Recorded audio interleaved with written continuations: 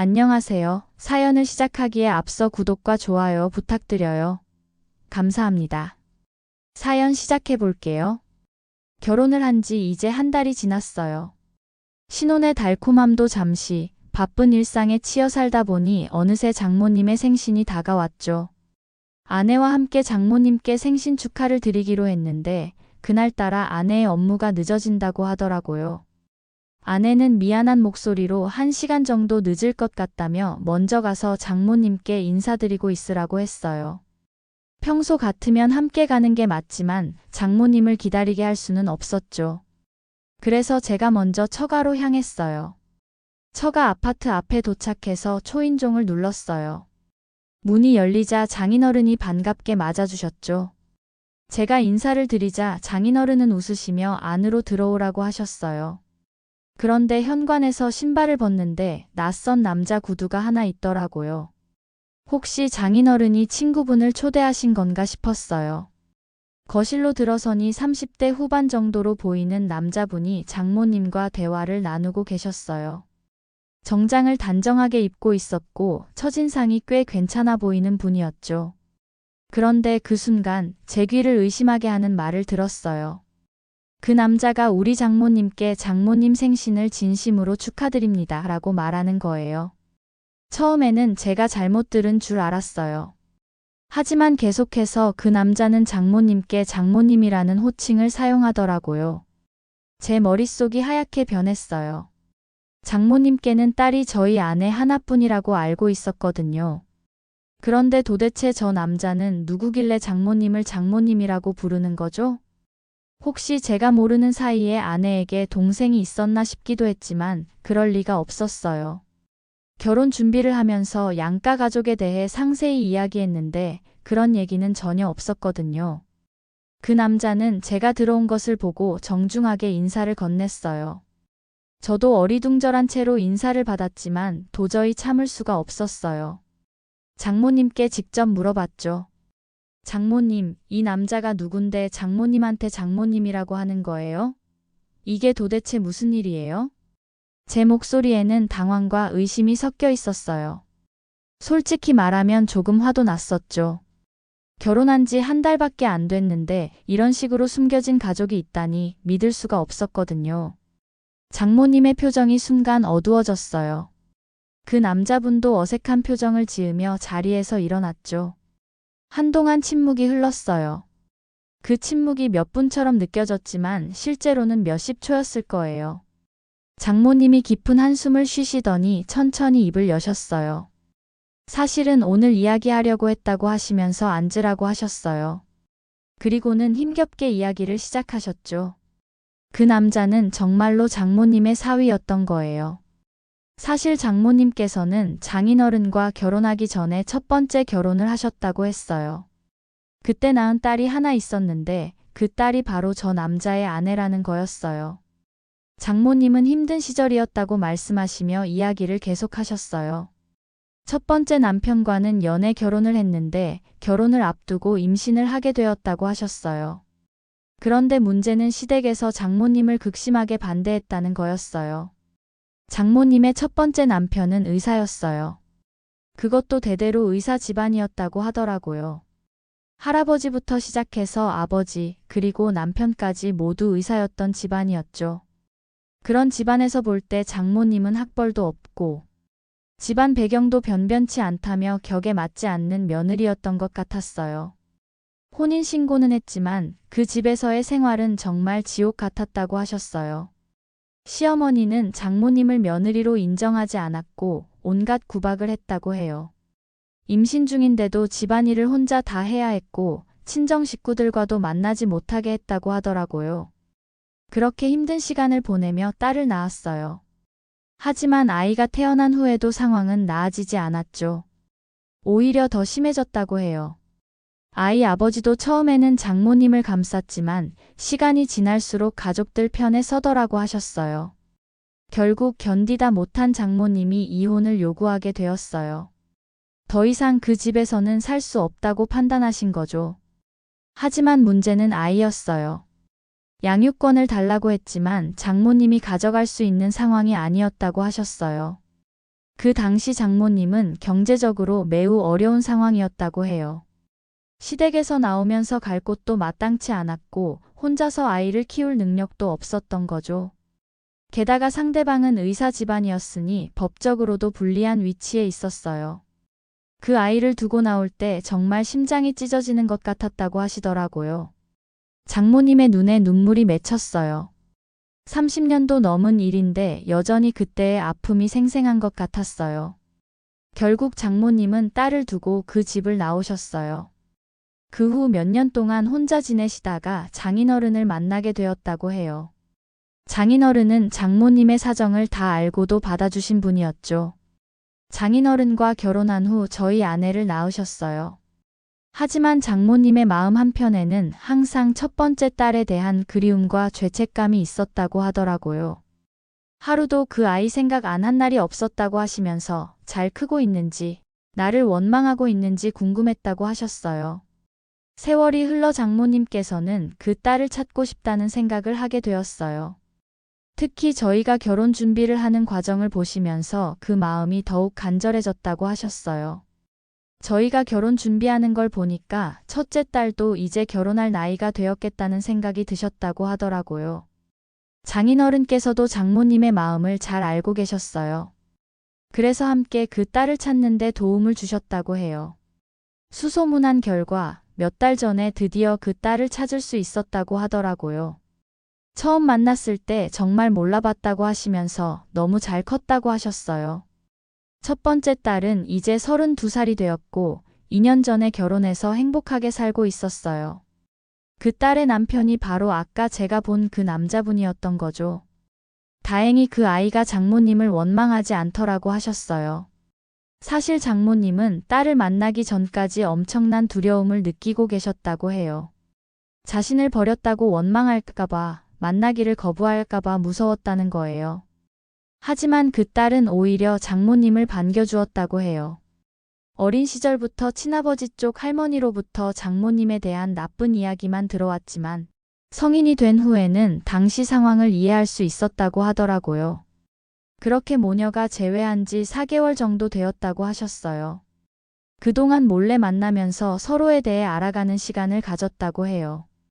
그리고 오늘 장모님의 생신을 맞아 모든 가족에게 이 사실을 공개하기로 하신 거였죠.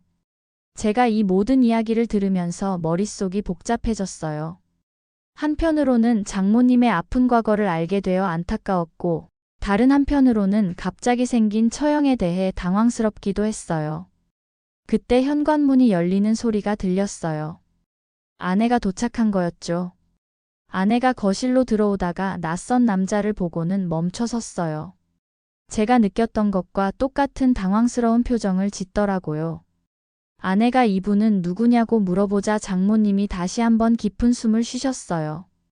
그리고는 방금 저에게 해주셨던 이야기를 아내에게도 차근차근 설명해 주셨어요. 아내는 처음에는 믿기지 않는다는 표정이었어요. 어머니에게 자식이 있다니 상상도 해보지 못했던 일이었거든요.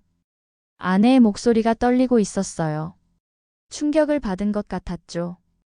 그때 다시 초인종이 울렸어요. 처형이 도착한 거였어요. 장모님이 나가서 문을 열어주었고 이내 거실에 새로운 손님들이 들어왔어요. 처형을 처음 본 순간 묘하게 아내와 닮았다는 생각이 들었어요. 눈썹이나 코 모양이 특히 비슷했죠. 확실히 자매라는 게 느껴졌어요. 처형이 우리에게 인사를 건넸어요. 목소리는 차분했지만 긴장한 기색이 역력했어요. 아마도 저희만큼이나 어색하고 떨렸을 거예요. 아내도 어색하게 인사를 받았어요. 갑자기 언니가 생겼다니 받아들이기가 쉽지 않았을 거예요. 그렇게 우리는 모두 거실에 둘러앉아 대화를 나누기 시작했어요. 처음에는 서로 어색해서 말이 잘 나오지 않았지만 시간이 지나면서 조금씩 분위기가 나아졌어요. 처형은 현재 간호사로 일하고 있다고 했어요. 대학병원에서 중환자실을 담당하고 있다더라고요. 형님은 건축사였고요. 두 분 모두 성실하고 좋은 인상을 주는 분들이었어요. 처형이 조심스럽게 말하기를 사실 어머니를 만나기 전까지는 많이 원망했다고 했어요. 어렸을 때는 왜 나를 버리고 갔는지 이해할 수 없었고 다른 아이들은 다 엄마가 있는데 자신만 없으니까 정말 외롭고 서러웠다고 하더라고요. 그 말을 들으니 장모님의 눈에 다시 눈물이 맺혔어요. 하지만 자라면서 아빠한테 그때 이야기를 들어보니 어머니도 어쩔 수 없는 상황이었다는 걸 알게 되었다고 하면서 오히려 그동안 얼마나 힘드셨을지 생각한다고 하더라고요. 처형의 말에 아내도 눈시울이 붉어졌어요. 아내 역시 감정이 복받쳐 오르는 것 같았어요. 저녁 식사는 그렇게 6명이서 함께 했어요. 처음에는 어색했지만 점점 가족 같은 분위기가 되어갔어요. 장모님은 그날 하루 종일 웃음이 끊이지 않으셨어요. 30년 만에 딸을 되찾으신 기쁨이 얼마나 클지 상상이 되었거든요. 식사를 마친 후에는 모두 거실에 모여 앉아 더 깊은 이야기를 나누었어요. 처형은 그동안 어떻게 살아왔는지, 언제 결혼했는지, 어떤 일을 하고 있는지 등등 많은 이야기를 해주었어요. 아내도 점점 처형을 받아들이는 것 같았어요. 처음에는 당황스러워했지만 시간이 지나면서 언니가 생긴 것에 대해 좋아하는 기색을 보이더라고요. 아내가 처형에게 정말 자신과 닮은 것 같다고 하자 처형도 웃으면서 특히 웃을 때 표정이 정말 똑같다고 대답했어요. 그렇게 밤늦게까지 이야기를 나누고 우리는 집으로 돌아갔어요. 차 안에서 아내가 정말 믿기지 않는다며 갑자기 언니가 생겼다고 말했어요. 저도 정말 놀랐다고 하면서도 좋은 분 같다고 했어요. 아내는 언니가 생겨서 좋은 것 같다고 말했어요. 아내는 이미 처형을 받아들인 것 같았어요. 그 이후로 우리 가족에게는 많은 변화가 있었어요. 처형과는 정기적으로 만나서 식사도 하고 가족 모임도 갖게 되었죠. 특히 아내는 처형과 정말 친해졌어요. 주말마다 함께 쇼핑을 다니기도 하고 서로 집을 오가며 지내고 있어요. 아내가 자주 하는 말이 언니 있으니까 정말 좋다며 그동안 외동이라 외로웠다는 것이에요. 형님과 저도 금세 친해졌어요. 나이도 비슷하고 취미도 맞아서 가끔 함께 술도 마시고 낚시도 하러 다녀요. 장모님은 정말 행복해하세요. 그동안 가슴에 돌덩이를 얹고 살았는데 이제야 편해졌다고 하시더라고요. 30년 동안 미안하다고 말하고 싶었는데 이제야 할 수 있게 되었다고 종종 말씀하세요. 장인어른도 기뻐하세요. 장모님이 행복해하시는 모습을 보니 본인도 마음이 편하다고 하시더라고요. 처형도 우리 가족을 진짜 가족처럼 생각해주고 있어요. 명절이나 가족 행사 때마다 빠지지 않고 참여하고 아내를 정말 친동생처럼 챙겨주고 있거든요. 이런 일을 겪고 나니 가족의 소중함을 더욱 깨닫게 되었어요. 가족이라는 끈은 정말 특별한 것 같아요. 특히 장모님은 처형에게 미안한 마음이 크신 것 같아요. 그동안 못해준 것들을 지금이라도 해주고 싶어 하시는 것 같아요. 처형도 그런 장모님의 마음을 잘 알고 계시는 것 같고요. 이런 모든 변화를 겪으면서 느낀 것은 인생에는 정말 예상치 못한 일들이 많다는 것이에요. 결과적으로는 모든 것이 좋은 방향으로 흘러갔어요. 가족이 더 커졌고 모두가 더 행복해졌거든요. 때로는 우연히 필연보다 더 큰 의미를 가져다 주는 것 같아요. 장인어른도 정말 대단한 분이라는 생각이 들어요.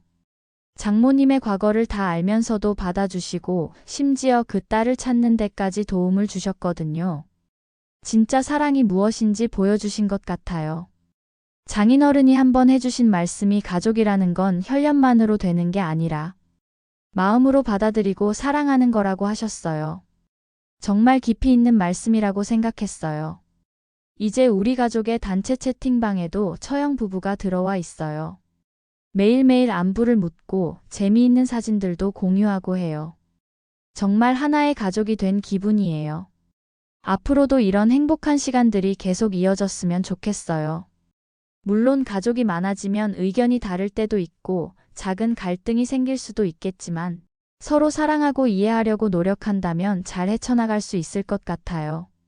장모님의 용기 있는 고백 덕분에 우리 가족은 더욱 완전해졌어요. 30년 동안 숨겨왔던 비밀을 털어놓기까지 얼마나 많은 고민을 하셨을까요? 하지만 그 용기 덕분에 지금의 행복이 있는 거죠.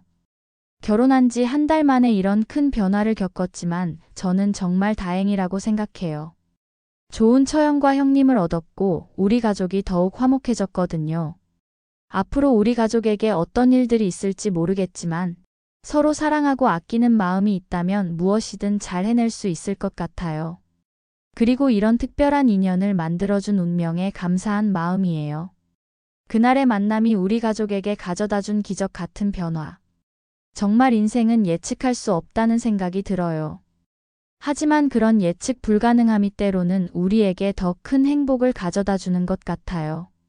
제 긴 이야기를 끝까지 들어주셔서 감사합니다. 구독과 좋아요, 알림 설정까지 잊지 마세요.